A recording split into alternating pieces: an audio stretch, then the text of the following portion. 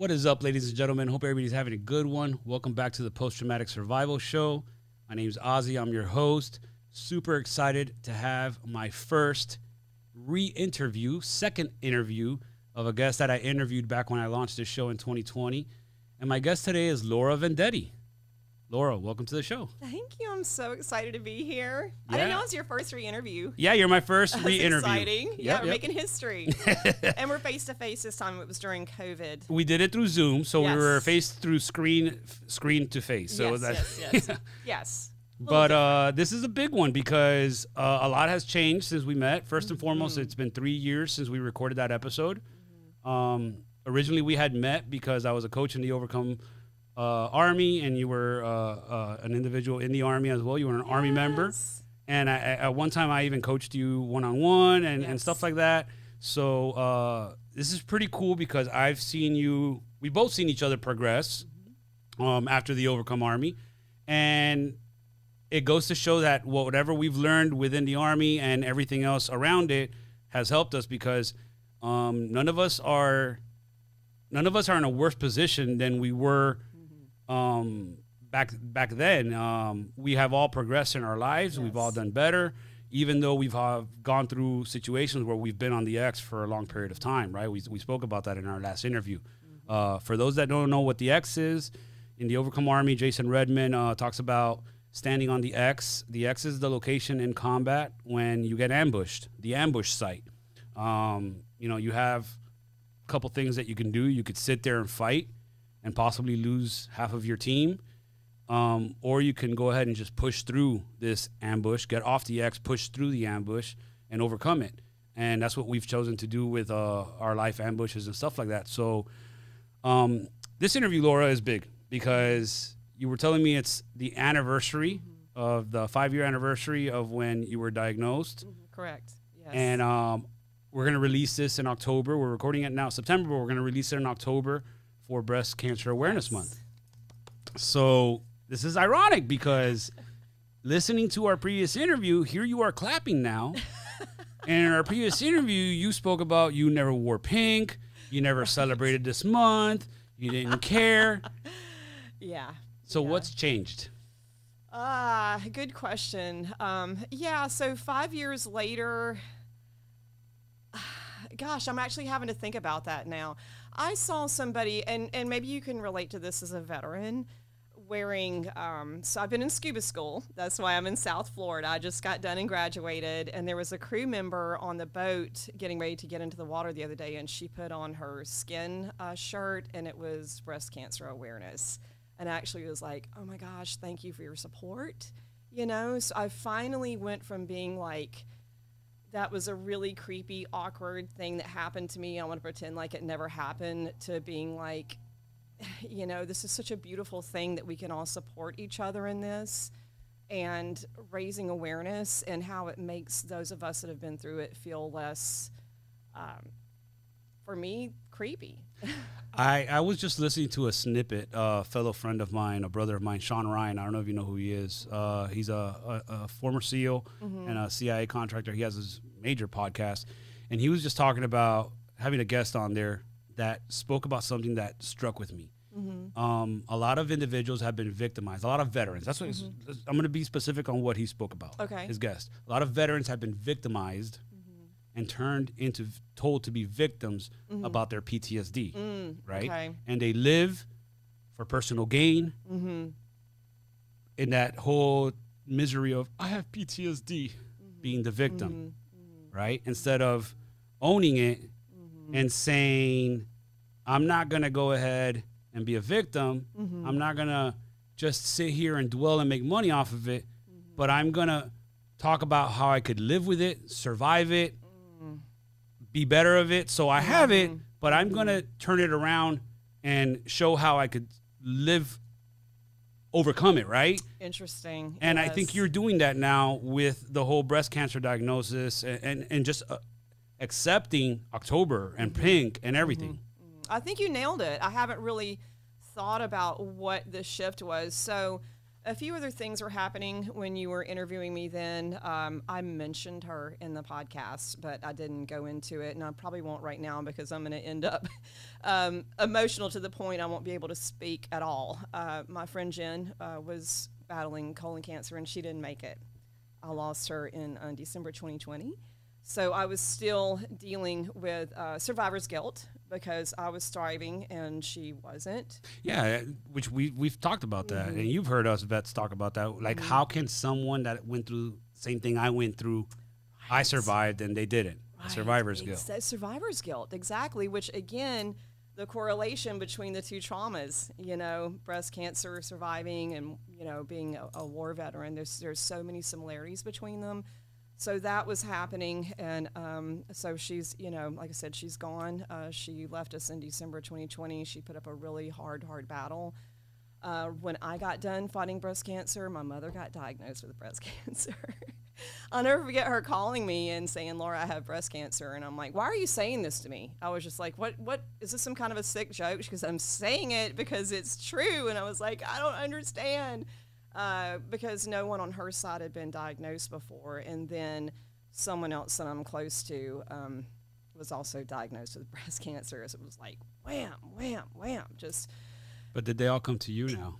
You know, I was about to say, so that is what happened, because I kind of led the way with, you know, how to do this my way, you know, which was really inspirational to a lot of people. So they were able to come to me and say, what was this like for you? And for me to be able to turn around and help, you know, people that I'm that close to was almost worth it. You mentioned something that struck with me in our previous episode, and I hope that other individuals suffering through that can absorb that and bring that type of mindset in. But you said that you somewhat took on a character. I did, yes, when you absolutely. would go to the treatment, 100%. And that stuck with me because you were doing something for your morale, but at the same time, you were doing it for the nurses that were there Correct. too, because you're like, man, they must be so down on what they see all the time that I wanted to change that for them.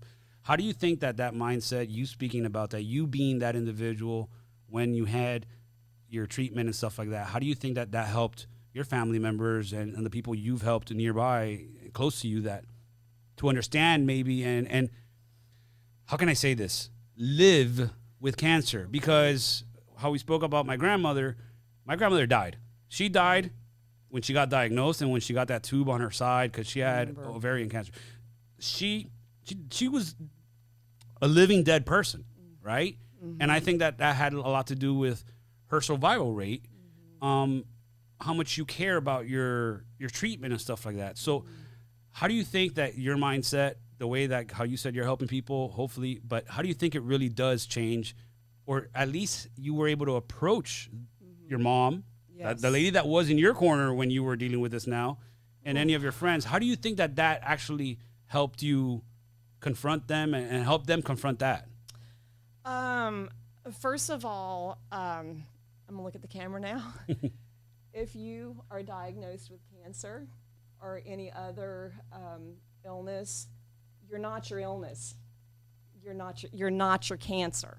You know what I mean? So for me, by going into character, it was like, I am not cancer. My body, part of it has cancer.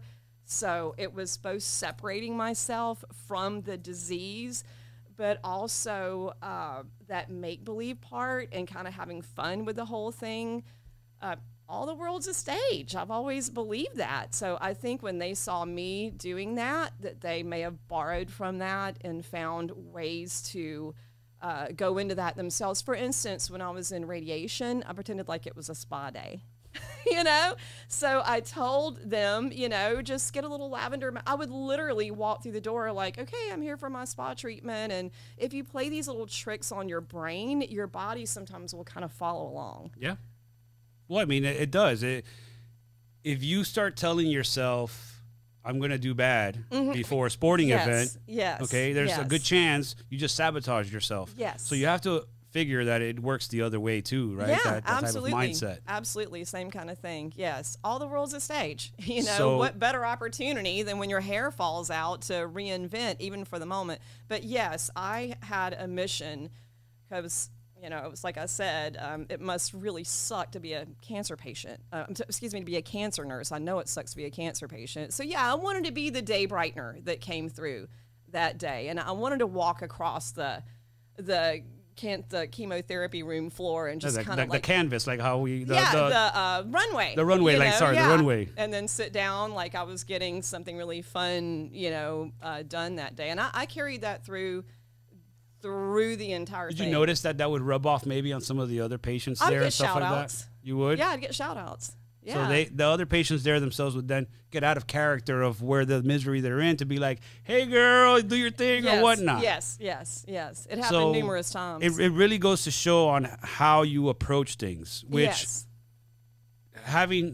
why we do these interviews, you and I, and like how we tried to break that barrier. Our first interview, I said you were my first civilian that wasn't firefighter or police officer, which exactly what I was trying to do was let people know that the way our brain is receiving and processing this trauma is exactly the same, whether it was because I saw a guy's head get blown off or because I'm now physically sick, right? Trauma is trauma. Trauma is trauma. So it's huge because I always approached, you know, I never honestly approach the VA in that mindset, but I noticed there's individuals that walk through the VA like they're walking through a park smelling roses.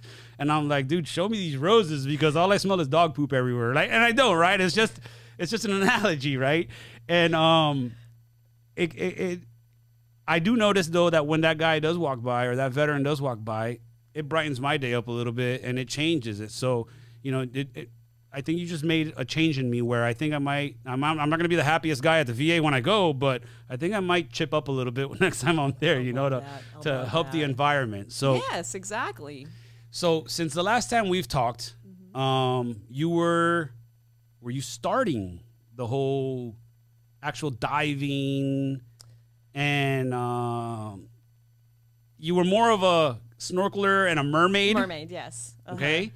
But now you're actually becoming a fish. Like you're actually yes, legit. You tell us what you're doing. What did you just do with your life in the last 3 years since we spoke? You just accomplished something big in the Keys, right? Yes. What were you doing?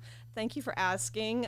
So we were in spring going on summer of 2020. So I had been laid off work. I was a full-time hairdresser working for corporate, so I had not been called back yet. So they had shut everything down. Swimming pools, you couldn't even go to the beach anymore. I don't know if you could at that point or not. So I found a river to go swim in that was on private land. So I was like, shoo, snake, oh God, a gator. So I was just, swimming was so healing for me. And I kept posting about my swims on Facebook because it's inspirational and fun. And someone said to me, you should make your living in a swimsuit. He was a Navy diver that lives in this region. And I'm like, well, that's great. How am I going to do that? And he told me about the mermaid. So I'd accomplish that. I teach people how to swim and dive in a mermaid tail. I'm a PADI mermaid instructor. So that was the first thing that I did that I was doing then. And then I went, you know, I'm still laid off. I think I'll get scuba certified just for something to do. Which goes to show on the mindset that you've had acquired at the time frame. You have the option. Most people would do just sit on this X that I have, that society and the world has just given me, that everything just shut down.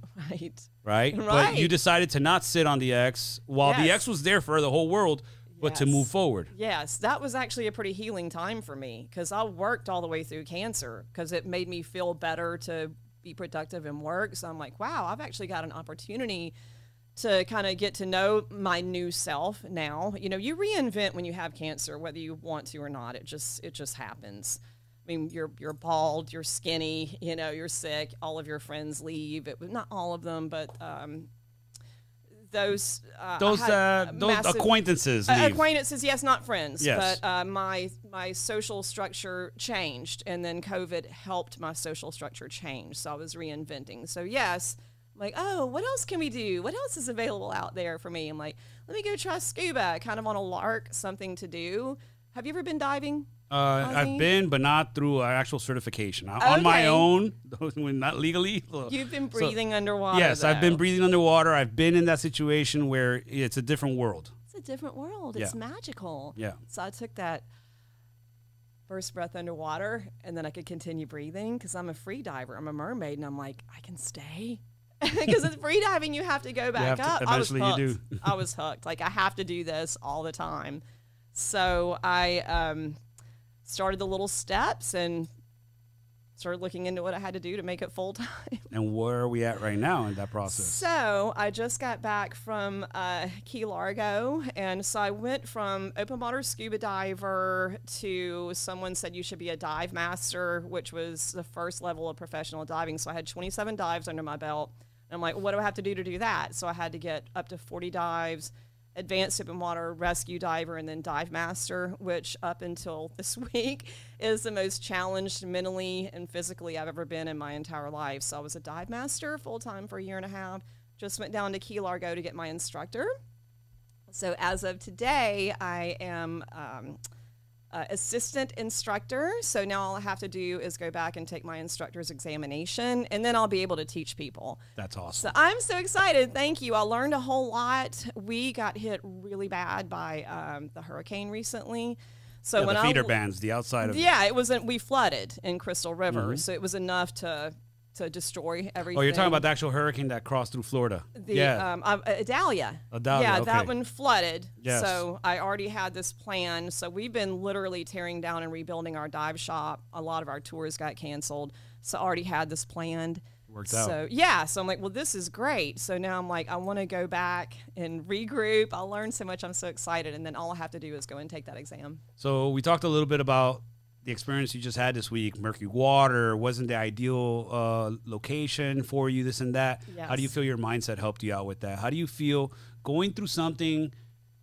And this is what people ask. Like, you even said it. Oh, because what you veterans go through, right? Okay, cool. So now what you cancer survivors go through, right? How do you think that experience of being in the unpleasant locations and stuff like that where you don't want to be there, how do you think that helps out in a situation where you go down to the Key Largos, you're expecting clear water, you're in murky water the whole time, your lodging situation is not as happy as you'd want to be or whatnot, right? Like, how do you think the certain stressors there, your mindset moving on from the experiences you've been through, how do you think that helps you experience or go through any of these classes and stuff like that and not make you want to quit and say, you know what, this isn't for me, I'll come back a different time? I wanted to quit, but I didn't quit.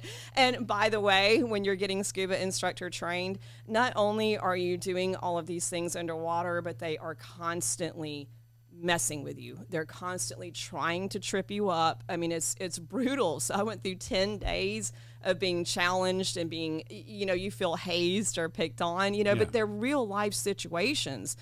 So yes, I had, I mean, it's no joke being underwater. It isn't. You've experienced that. Yes, I have. Yes. In fact, I had a fatality since I've seen you. Yes. So that was another trauma, that I am willing to talk about. Which I do remember that. I remember the whole experiencing happening. Had it happened yet? Yes, I don't remember the timeline. It was the individual that you helped, you tried helping. Right. Did we talk about that? Yeah. Well, we didn't, not on the podcast. Okay, but in okay. In DOA, in Overcome Army, it did come up. You reached out to Jay and I and immediately after it happened. Yes. So it's that was one of the things I wanted to ask you. You had experienced a traumatic event while doing something you love, right? Yes, and I remember when that had happened, I told you need to get back into water, like correct. immediately. Yes. And that's something that I've taken from what I learned in the military, and something that I helped fellow civilians that in April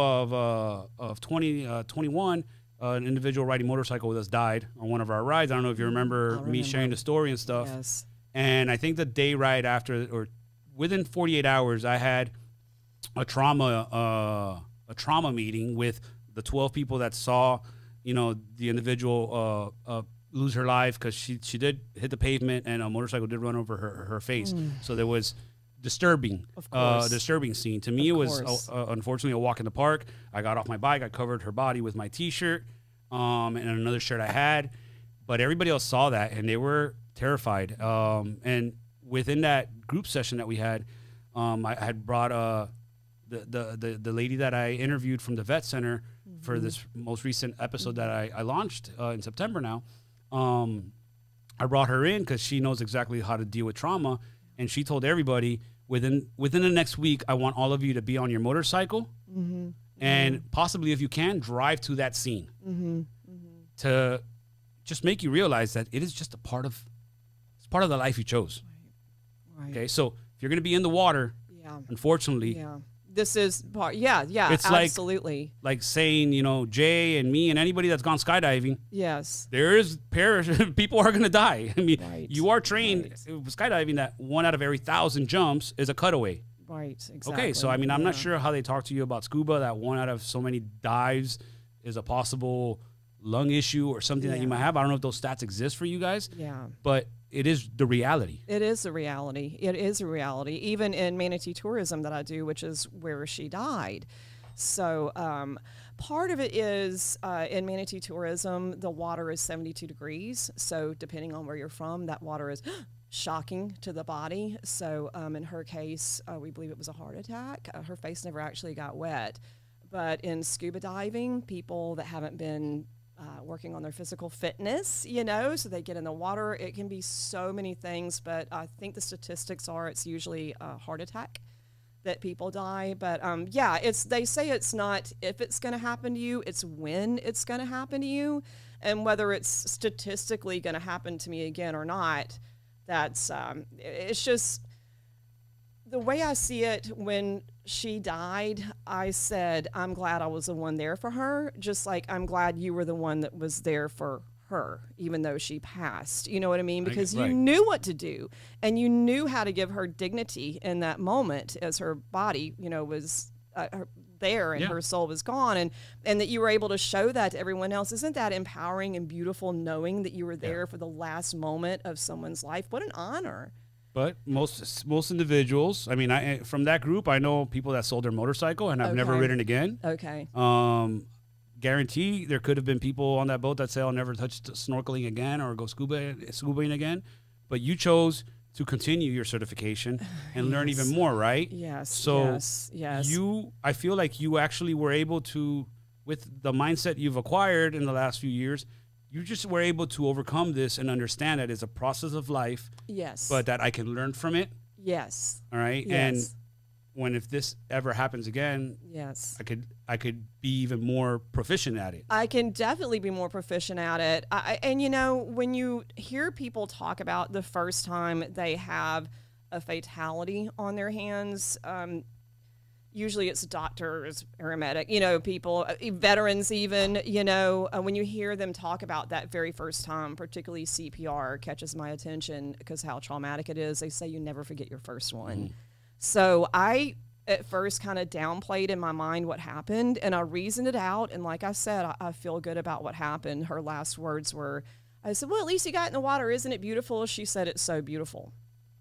That was it. You know, I prompted her to say that, so I feel good about that. But the fact remains, I wasn't expecting, you know, to bring her back, you know. Lifeless. Lifeless, thank you.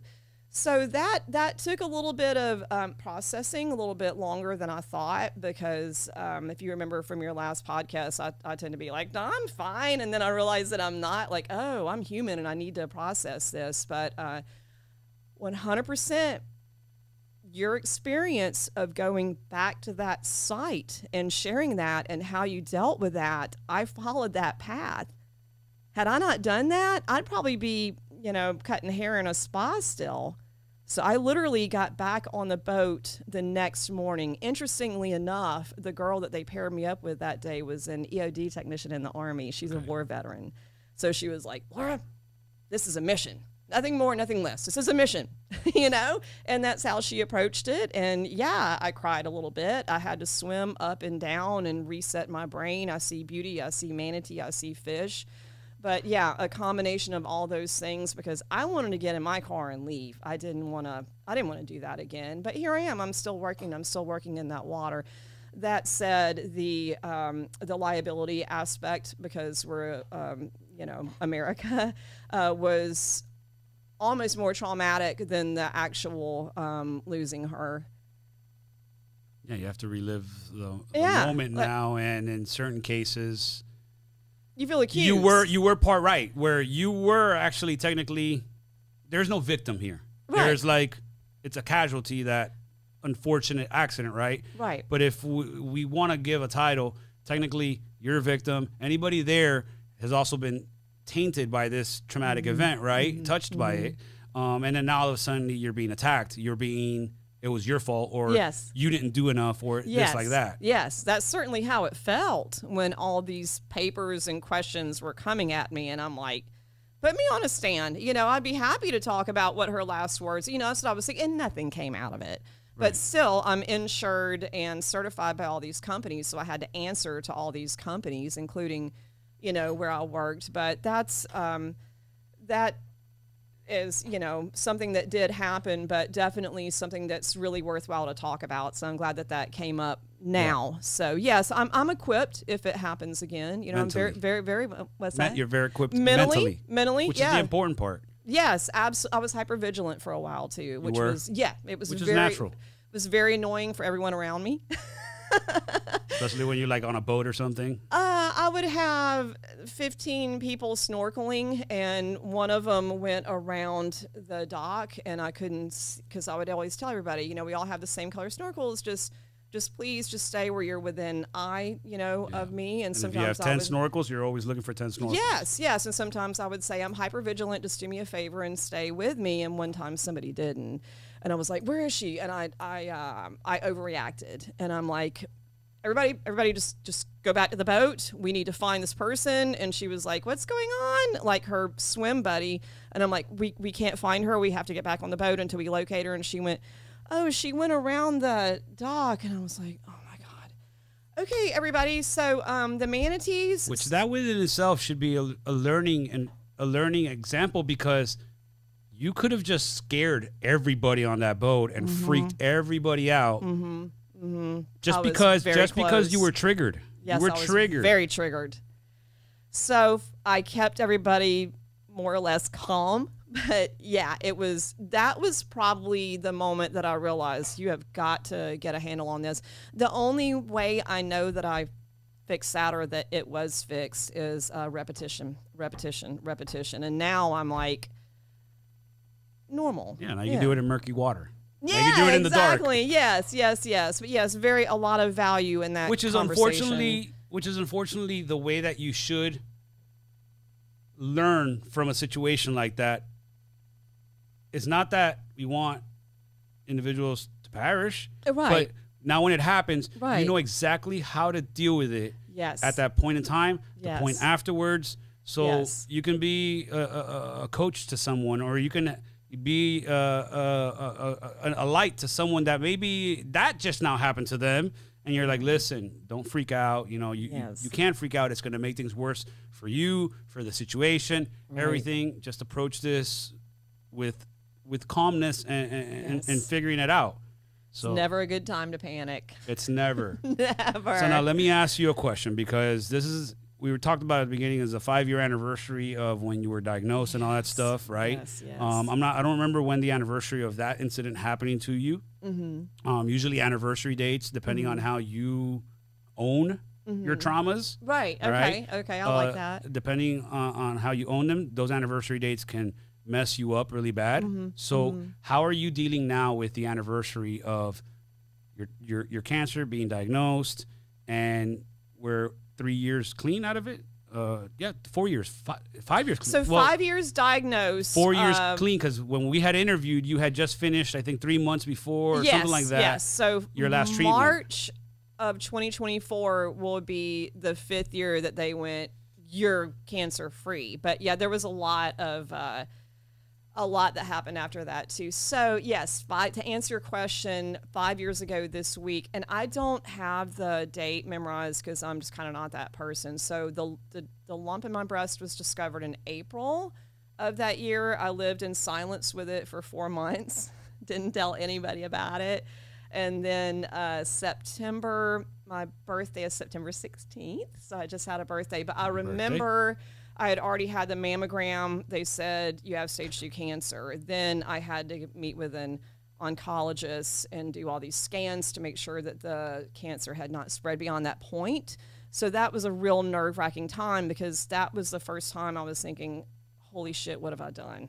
You know, I know. Did I delay this? Did where else is it? I know I'm stage 2 right now. Could it be, because I'm like, why are we doing all this? And they were like, because we need to know if it's anywhere else in your body. And that's when I was like, I think I may have really fucked up. You know, I just went 4 months where I could have caught this, and you know, now I may die. I don't know what's going on right now. So it was extremely traumatic. That was probably one of the most traumatic parts of the whole treatment. So it's been 5 years this week, and I only know that it was like a couple of days after my birthday. So it may have been today, but yes, that 5-year mark. And then I went public on my social media. Which like was telling your friends too. And family and everybody. Yeah, I mean, I have like, I was in the music industry, so I've got like, I don't know, 4,000 followers on Facebook. I don't know all these people, but so a pretty decent, you know, social media following.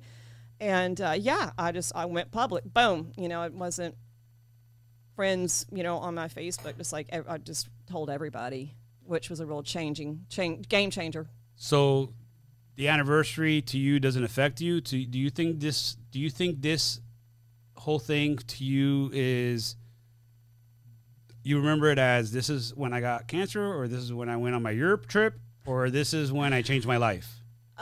This is when my life changed for me. Okay, so this is, I think words are important. That's why I said this is when I changed my life. Yes. I think life didn't change for you. I think life threw you a curveball. It's what you choose to do with it. Okay. Yeah, the verbiage is important, because it's funny, I won't own that. I won't be like, no, I changed my life. You know. You have to. Yeah. You know. I didn't change it for you. Jay didn't change it for you. Okay. Yes, our stories have helped you understand that what you're maybe going through is different, or comparable, or minuscule, or whatnot, however you want to say it. But we didn't change your life. We've always talked about the power of you. Right. So you is who changed your life. And the reason I bring this is because I personally have close people to my family right now and friends that have cancer, right? And I don't want them to think cancer changed my life. This situation changed my life. Okay. Right. It affected your life. You can change your life still. For sure. For sure. I think where I'm at in my mind with that too is when I first got diagnosed, and you know, you're going to lose your hair and all these things are going to happen. And I'm like, oh, great. So, you know, I dealt with the wardrobe and buying the wigs and all that. So the first treatment was shocking. And I was suicidal during that because I was so sick. I've started this now, and you know, I have to finish this. I've gone public. My brother knows I want to be accountable to my niece, you know, because I didn't want her to say Aunt Laura died because she didn't try, because I'm the 5th person at that point in my family that didn't have it. So on your daddy's side, on your dad's side, because you said your mom didn't. No, and then mom got it. Well, these are the stats that, and this is why I wanted to specifically remember our conversation, that it was breast cancer. You know, so yes, about 13%. All right, these are 2023 stats from breastcancer.org. About 1 in 8 U.S. women are going to develop an invasive breast cancer in the course of their life. Yes. So almost at this point, this cancer doesn't even seem anymore like it doesn't matter if it's genetic or not. 13%, 1 in 8. That's a crazy number. It is. It is. Yes. We were talking about PTSD, and PTSD will affect every 4th or 5th person out of 100. So only 4 to 5% will get PTSD, right? But you're talking about 1 in 8. That's a big number. It is a big number. It is. So a big you were number. 5th on your family, on your dad's side, and then your mom just recently so now got there's it. 2 on that side. 2 on that side. Yes. But your main thing was your niece. Yes. The young girl. Yes. Because every time I would go to a doctor, they would say, "Is there cancer in your family?" And I'm like, yeah, daddy, grandmother, and I had to go through this whole list of people. So now I know that my niece, who is 17, when she starts those kind of appointments, they're going to ask her all those questions. She's going to have to rattle off all of these people. And, I would say, well, my Aunt Imogene, but that was in 1984, and we've come a long way since with breast cancer treatment. And I didn't want my niece Caroline to have to say, well, my Aunt Laura had it, but she chose not to fight. Which is so huge. she though. doesn't count. Which is huge because I'm reading here that the double risk. A woman's risk of breast cancer nearly doubles if she has a first-degree relative, mother, sister, daughter, who has been diagnosed with breast cancer. Approximately 15% of women who get breast cancer have a family member diagnosed with it. Right, correct. Which is a startling number. So they started giving me mammograms when I was 30 because of my history. So I know they're going to do the same thing with her. But with me, I didn't get a mammogram for 8 years. So I, at some point, just went into denial, and all these strange things happened that prevented me from getting mammograms, which is another reason that I like talking about it, because I want to enlighten people. You want to break that mindset now of yes, being complacent, or maybe not even, it might not even be complacent. Some people might think, okay, I'm healthy, cool. Other people like you is like, I don't want to find out. I don't want to know. Which is like, I almost got into an argument one time with most recently with my kid's doctors, because he was my pediatrician when I was younger, and ironically is now my kid's pediatrician. And recently I've been diagnosed with, they don't know yet if it's lupus or rheumatoid arthritis or poly something arthritis. Okay. But I'm having issues where I've been getting inflammation in my body, my fingers, my wrist, my elbows are non-functional sometimes where the pain is too much, my knees, my elbows, my ankles, everything swells up. I can't wear my ring, my watches. So the VA tested me, all that stuff. And it's my mother. My mother has lupus. Okay. I have now tested with a speckled blood pattern, all the stuff, the same things she has. And my pediatrician was like, oh man, I don't even want to run. I don't know if I should run the ANA on your kids and open up that can of worms. Oh God. He tells me like that. And I'm like, wow, because interesting verbiage. Yeah. it makes sense, because why are we going to treat something that might not have just been triggered on? The onset has not been started yet. So I end up learning that you can have this in you.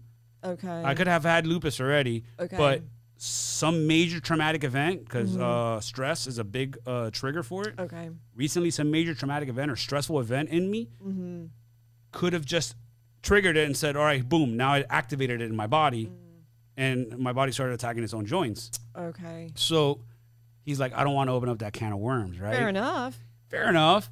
But, you know, with statistics like this, you know, it makes you wonder, or it makes you start thinking, should I break out of that not getting tested in 8 years, right? Should I go get tested? Should I just run that C test or whatever, that blood test that might show there might be something in my body, right? Yeah. How do you feel? How do you think? This is coming from an individual. I'm asking this to an individual that when she got diagnosed, her response was, I'm going to take off and go to Europe, right? So how do you feel now that preventative treatment, preventative medical practices and things that you could have done beforehand maybe could have helped you or prepared you a little bit better to not say, I'm going to take off and try to live my life in these next 2 weeks in case I die on the 3rd? Go to Europe. That's my answer. Go to Europe. So live your life is what you're saying. Yes, 100%. Yes. My mindset also was the lump was found in April, and I'm a swimmer, and I love summer. And it was my first year living full-time in Pensacola, Florida, and 15 minutes from the beach, and I was like, I don't know if I can survive chemotherapy. So I am not going to get this diagnosed now, because this may be the last summer of my life, and I'm not going to spend the last summer of my life in a hospital when I may die either way. So that was my mindset at the time. But by the time I got to the mammogram, it was because I became symptomatic.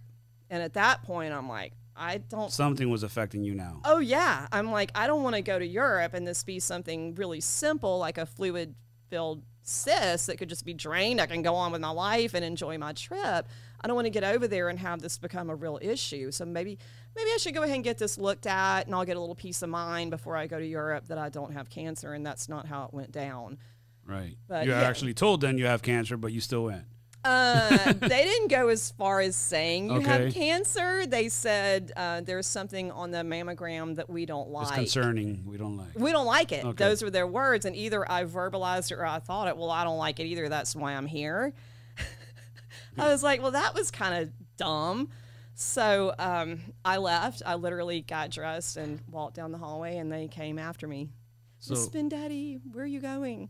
so you do feel that that's a big thing in your recovery, and what helped you at least be accepting to getting recovered is that you lived your life. Oh, yes. Yeah, absolutely. So now, this is a question I want to ask you because I meet people sometimes, even close to my family that, you know, have dealt with cancer, and all of a sudden it might have come up again, right? Mm-hmm. And the first word out of their mouth is, I'm not going to get treatment again. Mm-hmm. I'm not doing this again. Yeah. I can't go through it. I didn't go through it. I can't verbally speak for it. Mm-hmm. But I guess the question I'm trying to ask is, do you feel that life is worth living? Which is why you did what you did, right? Right. And by living your life, by seeing Europe, do you think that in turn, you said, I do want treatment now because I want to taste Europe again. I want to taste that happiness in life again, right? Mm-hmm. Knowing that, right? What advice, what words would you give to somebody that maybe has that mindset that I don't want to go through treatment again, even though knowing that they can't survive afterwards? Like, again, I can't speak for. You can't speak for. Like, do you think if you were to get re-diagnosed or something happens in you, are you going to give up? You know, knowing that what you've done, knowing everything you've gone through in the last 3 years, 4 years, how you've grown in those last 4 years, right? You could have easily have just given up back then. You didn't. It turned you around, right? What I'm trying to get at is I want to break that mindset of I want to give up the second round. But why? Once again, I can't speak for it because I haven't been through treatment. I understand that treatment is hard. Right. Okay? But that taste of life, in certain cases, your grandkids, your niece, you know, what do you think an individual has to do to dig in? I mean, and experience. I think that's, I don't know. I think you answered that question by saying, live your life. Go do something that you want to do big. I think give yourself a few days and go do that big trip, or go do. Yeah, absolutely. To experience a full-on life. Yes. So then you could come back and tackle this. Yes. I can't, again, I can't speak for that second round. But I guess what I'm trying to ask is, how did you approach that first round that you didn't want to approach anyways? Again, this is really interesting. A couple of things that are difficult for me to talk about, and I don't want to end up in heaving sobs, obviously. So if I feel like I'm going to get to that point, I'm going to have to turn around a little bit, because then it's just going to be a mess and nobody wants to see that. My niece Caroline, I told her mama, you know, one day I'm going to explain to you why I fought so hard. So we have addressed it, you know, it's my niece. So for me, it wasn't just because I want to see Europe again. It wasn't just because I want to swim again. Those things are true, because I do love life. I'm single and I don't have children. So it's not like I just want to see my kid, you know, get to the next level, or college, or some event going on. Granted, I have a Jack Russell Terrier that no one would take. So I knew I needed to outlive him. It's not normal for a parent to bury a child. I wanted to fight for my mom. But remember us talking about legacy? Yes. And how you presented legacy? Yeah, impacts and legacies. Yes. I wanted my legacy to be for my niece. Aunt Laura fought. Aunt Laura won. Awesome. That child whom I'm not even that close to geographically. You don't see every day or anything like that. She's in California. Right. So geographically, it's not like I was picking her up from school, but I love my niece. She's my family. And I didn't want her to have to carry that burden. I wanted, God forbid she ends up in that situation. For sure, we know they're going to be testing her like crazy because she's female.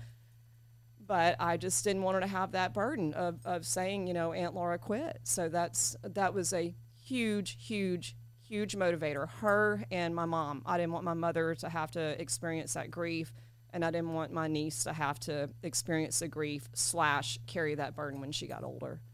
Awesome. I wanted to ask you that just because, like I said, there's been situations with people that I know that they might get that second round, and I know it's not something you've experienced, but you have experienced that first round. Yeah. And I know people that have said from that first round, I'm not going to fight this. You know, I'm not like, so I think it matters a lot on how you choose to not give up. Sometimes you can do it not just for yourself, do it for someone else. It's more powerful to do it for someone else, you know. I think you're right. I think you're right. As a matter of fact, when I was done with the chemotherapy, by the way, I gave myself permission to quit. I did. I said, if it gets to the point that the chemotherapy is, it's flipped now, like, because at some point they were like, well, the tumor's gone, you know, but we're going to keep giving this to you. I felt over-medicated.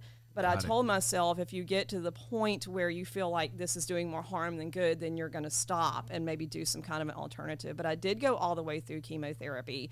And then I met my radiation oncologist, and he said, well, you're cancer-free. You're probably wondering why you're here. And I'm like, well, that was my first question.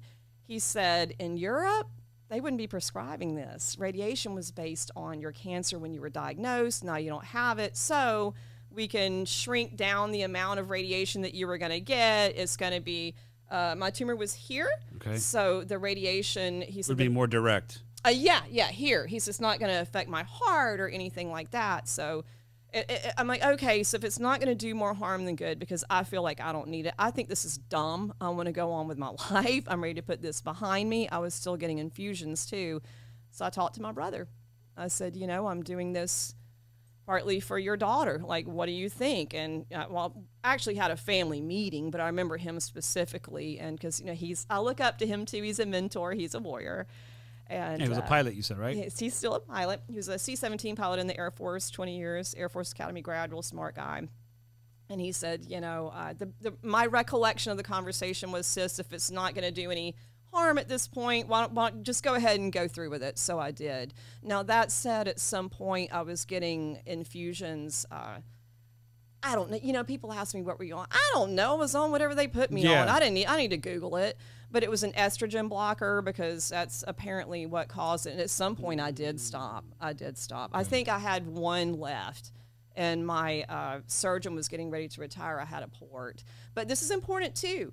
So I had an oncologist, radiation oncologist, and a surgeon. So I went to my oncologist one day and I said, because we were wearing masks, you know, I'm done. I'm feeling over-medicated. And he was kind of looking at his clipboard like, and remember, I'm cancer-free. I had been like many months at that point. He's like, well, yours was aggressive and you need to keep doing this. And I said, doctor, look at me. And I took down my mask and I went, look at me. You know, I was really forceful like that. And I said, I would rather die than feel this way on these infusions that you're giving me. Do you understand? And I felt like it was the first time he looked at me as a human. Yeah. I'm like, I'm cancer-free. I should be something that you're proud of. So my surgeon was getting ready to retire. So I was like, would you get this out, please? Because I want you to see this through. So like I said, I literally had one left. So I don't want to start with someone new. Yeah. So I went back to the cancer center. I drove myself to the hospital. I had this out. I wasn't asleep. We talked through the whole thing. And I went to the cancer center. I said, I need to see my doctor. And I went, it's out. We're done. Thank you for saving my life. And that was it. That's how it ended. That's awesome. And I brought that question up because for me, it was my son. It was my now 12-year-old son that I tell him all the time, he saved my life. You know, he didn't because I made that choice, but I did it for him, right? Like I didn't want him to grow up and say, well, you struggle with life, you let it, what you're supposed to do is let it end yourself, right? In my case, I'm not saying it's because of her that I thought this way, but statistically speaking, supposedly from what I've read and studies, if you're a child and someone in your family commits suicide, you are more prone to committing suicide later on in life or ending your own life because you feel that that's the way to deal with ultimate disasters in your life, right? And I'm not saying that that's what brought it up for me, but I say I'm a firm believer that could have been in my back head that, hey, your aunt did it, so then you should do it too. Right. And I didn't want that to be the case then with my son. Right. So I wanted him to fight through any troubles he had or anything like that, which is what you did with your niece. Yes. Gosh, isn't that amazing that familial bond, you know, that indescribable. And I don't have offspring, never mind a son. It's still, it's the familial bond. It's what you said. It's something bigger than yourself. So then you're giving, you know, what you're looking forward to is not just for me, but it's for the greater good. Going on with that now, how do you, well, you kind of answered that too, but how do you feel that your experiences have changed you in speaking about it, embracing it, understanding it, being more of a mentor to an individual like your mom and anyone else that will be going through it now? How do you honestly feel that that experience changed you afterwards to be more prepared for that? Be more prepared for mentoring people? No, be more prepared for dealing with a life altering event, something like that again. Because like I said, your mom was in your corner. I was listening to our previous episode before you showed up so I could refresh myself again. I had listened to it last night and I listened to it again now. And you were talking about how important your mom was for you, right? So how do you think that changed you? And the reason I ask that is because for those that are going through it now and struggling, I want them to understand how much more of an important individual they can be afterwards to society. Okay. Yes. So I don't want I want people to own what they have, not to be victimized by it, but to own what they have. So I want them to be able to talk to other people, you know, go to a group, whatever. If there's like a Cancer Anonymous group where you don't have to know people's names, but be able to talk to someone, right? Instead of compartmentalizing it and closing it away. Right, exactly. So how do you feel that experience changed you in a way to where now you are that person that you take it upon you where I want to help you. Okay, I want to at least tell you, show you like how you are with your niece. Yes, exactly. I think maybe part of it too is there was a little bit of a fear factor. When you get closer to 5 years, then you start feeling like, you know, it's not going to come back because statistically. So I think as that has happened too, I've felt more empowered because, you know, within kind of like, within the first year or two, you think it might come back. What's going to happen next? Yeah. So I think that confidence there has made a really big difference. And then having to change with my mom going through it immediately after too, like, gave me a different perspective because you're right. Suddenly the roles are reversed, and that was really weird. And the other person that I'm very close to has not told very many people about it, so I'm not going to specify. I'll just say someone that I'm very close to and that I love very much. So it was shocking seeing her go through it too. But she and I have said we bonded in a way that would never have been possible had she and I not both been through this together. So honestly, it's even hard to come up with the words for that. Those are the people that I was the closest to, but my mentor in fighting cancer was Jen, who I lost in December of 2020. She's the one that led the way. So I don't know that I would have been as brazen about it if I didn't have her. And she and I were just so fortunate because no one, we literally, our chemos were 3 days apart. We were 15 years between us. We had known each other for 10 years, 2 totally different types of cancer, but our chemotherapies synced up, our symptoms synced up, and no one could understand what we were going through but each other. Which is the purpose behind this podcast, the question. You got it from someone else, right? Right, so it's a domino effect. There you go. And the reason I bring that up is because I want the effect to continue. I want maybe some listeners, you know, friends or family members of mine that are dealing with cancer to listen to this and say, you know what, I have the choice of being victimized by this and living in the shadows, or I'm not saying you have to rip the wig off and say this is who I am, right? But what I'm saying is after it happens to you, you can't say I'm not going to embrace it, but I'm going to embrace who it made me afterwards, how strong I am, yes, what I went through, and now I want to help you with that. yes, I want to help yes. you go through that. Yes, absolutely. Yes. I love how you put that. And I love how you reiterate you're not being a victim, you know, by going through this. I think it's huge. I really do think it's huge lately. And I've talked about I've talked a lot about it with my friends that the VA does that. Society does that. I remember when I first got diagnosed with PTSD, I felt like people had to like put their hand on my head and say, "Oh my God, he has PTSD." So you yourself start realizing, man, I have PTSD and I'm one of these statistics and I'm this. And you have the choice of being that victim and sitting on that X and dwelling on it, right? Or you have the option of saying, okay, cool, I'm going to start a podcast called Post-Traumatic Survival.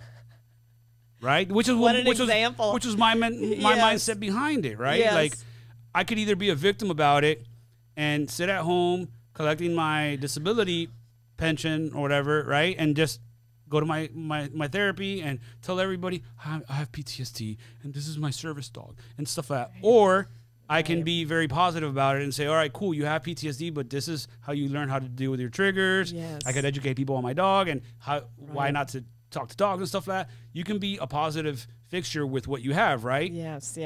Which talks about that impact or legacy. Yes. Well, you're an extreme example of that. And I'm so happy for you and so proud of you of all the things you continue to do in this life. I mean, you too. Well, thank you.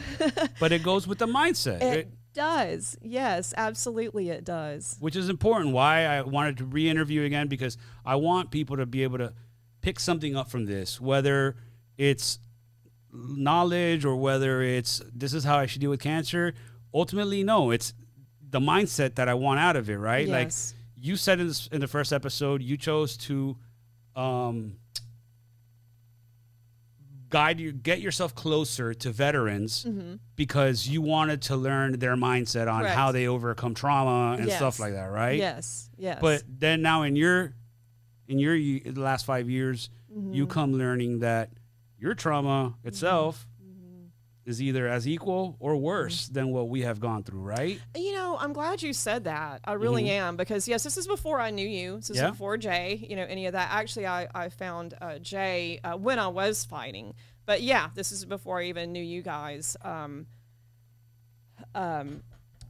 A veteran who also has a podcast. I'm not going to say who, but he's been through a lot of trauma, you know, war trauma and other types of things. And I was fortunate enough to have lunch with him one day, and he actually said that my trauma was worse than his trauma, which I'm not comparing, well, mine's worse and yours is worse, but I was like, dang, that is really fascinating. People have said that because mine was something that could have potentially been a terminal illness. Yeah. I think people are scared of cancer because it has such a potential long-term, drawn-out kind treatment thing. Yeah, because I mean, they told me yours is curable, and I said, fine, let's cure it. Right, but in some cases, cancer can't come back. Oh, and yeah, people are doing a second round and stuff like that. Yes. Yeah, there is that. But yeah, it is really, really fascinating to me how people that have never had it see it. Or the bottom line is trauma is trauma. The bottom line is you have a choice. You know, you can strut across the runway of the hospital or the VA as if you're in a fashion show, or like you said, you can kind of go around as a victim moping. Yes, and I think that with my battle too, and I'm so glad that I went public with it and continue to talk about it, is because I did lead the way. And I want people to say, I mean, well, and they did, you know, well, look at her. I mean, she wore wigs and, you know, did all these things to fake it till you make it kind of thing, which isn't to say there wasn't a tremendous amount of... I don't want to say fake it till you make it. Let's just say you gassed yourself is what you did. Okay. Because you're not faking being alive. Well, I faked having blonde hair. I get that, but that was the character you chose you chose to create a character. Yes. So ironically, you chose to create a character that was going to fight this cancer instead of you fighting the cancer. Okay. Yes. All right. So that part you faked. Okay. At the end of the day, we can change the verbiage. At the end of the day, you still fought it, right? So, which is funny because we talked about it in the podcast that fighting is something that is stigmatized, or they don't want to bring it up or whatever. At the end of the day, You did that, right? Correct. Yes. Yes. So, you weren't faking it.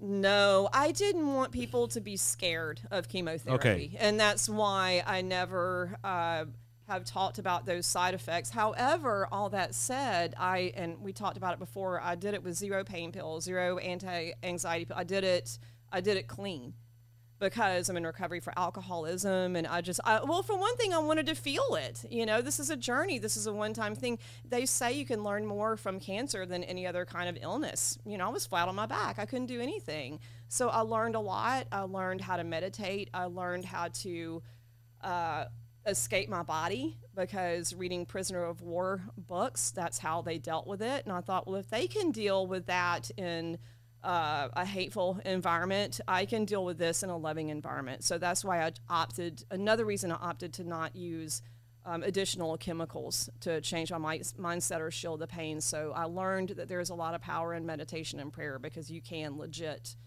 figure out how to escape it. So going forward in life with that kind of knowledge and skill set has been a real game changer. And that takes a lot of practice. I just happened to get like a speed skate through it. Speed skate meaning 6 months of chemotherapy to learn. I mean, monks spend how many hours learning how to? I'm nowhere on that right, level, on how to meditate and stuff. Yeah. And so this kind of fast forwarded you. It did, and for that I am extremely grateful. Awesome. Laura, I want you to look into that camera and let our listeners that might be struggling with cancer know what your biggest piece of advice that you'd give them right now is. You're not your disease. You're not your disease. Thank you. That's just keep it simple, short, and that's it. So, Laura, I want to thank you so much for coming in, sitting down with me, talking about how you've changed in the last 3 years since our interview. Yes. Because, like I said, you went from a mermaid to a dive master, about to be a dive instructor. Correct. So, that's a lot. Is a lot of change, and you've come now, like you said, to embrace October, to embrace that I can help and I can teach other women or anybody dealing with this. So a lot has changed. I appreciate you coming on. Thanks for having me. Talking about it, and I'm so happy that we finally got to meet in person and do this. Me too. So, and congrats on the new studio. Thank you so much, Laura. Ladies and gentlemen, don't forget, tune in once a month right now until the time being that I'm able to produce more content for you guys. But for now on, don't forget to tune in once a month into the YouTube channel, Spotify, Apple Podcasts, wherever podcasts are heard. And don't forget to tell your friends to subscribe. Thank you so much. I'm out.